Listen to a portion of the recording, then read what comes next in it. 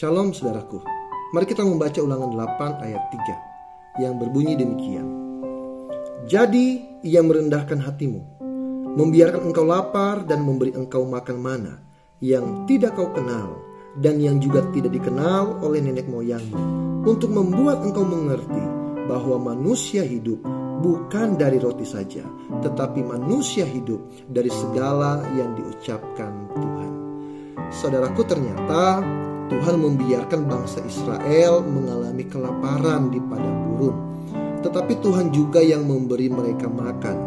Dan tentunya bukan hanya kelaparan saja yang dialami oleh bangsa Israel waktu di padang gurun, tetapi apapun itu masalahnya, Tuhan jugalah yang memberikan pertolongan dan jalan keluar.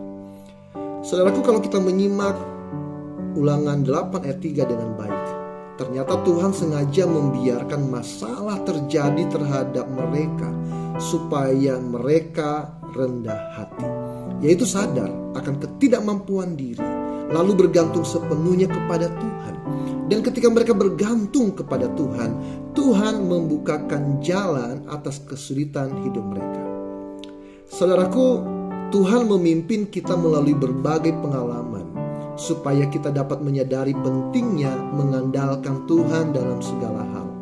Kita tidak akan menjauhkan diri dari Tuhan, tetapi akan mendekat kepadanya dengan rendah hati dan dengan keinginan untuk bergantung kepadanya. Coba lihat tujuan Tuhan atas bangsa Israel untuk segala sesuatu yang terjadi dalam hidup mereka selama di masa padang gurun. Tercatat dalam Bilangan 8 ayat 16 yang berkata begini, supaya direndahkannya hatimu dan dicobainya engkau, hanya untuk berbuat baik kepadamu akhirnya. Di sini kita bisa melihat bahwa Tuhan tidak pernah bermaksud meninggalkan bangsa Israel di padang gurun. Tuhan selalu mempunyai maksud untuk memberkati anak-anaknya. Itu dapat kita lanjutkan melihat buktinya dalam Ulangan 8 ayat 7 sampai dengan 9, di mana Allah berjanji memberikan segala yang terbaik untuk kehidupan mereka. Karena itu saudara yang dikasihi oleh Tuhan, ketika masalah terjadi dalam kehidupan kita, milikilah sudut pandang yang benar bahwa segala sesuatu yang terjadi dalam hidup kita semuanya atas seizin Allah, dan Allah punya maksud yang baik di dalamnya.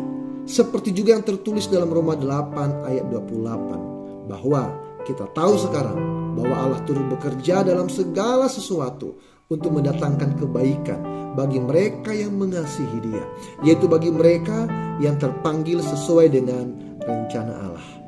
Dengan menyadari bahwa semua yang terjadi dalam hidup kita adalah seizin Tuhan dan untuk kebaikan kita, maka hal yang harus kita lakukan adalah bersyukur kepada Tuhan.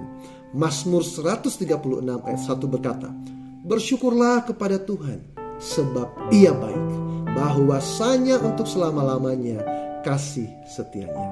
Karena itu saudaraku, jangan lupa untuk mengucap syukur. Tuhan memberkati. Shalom.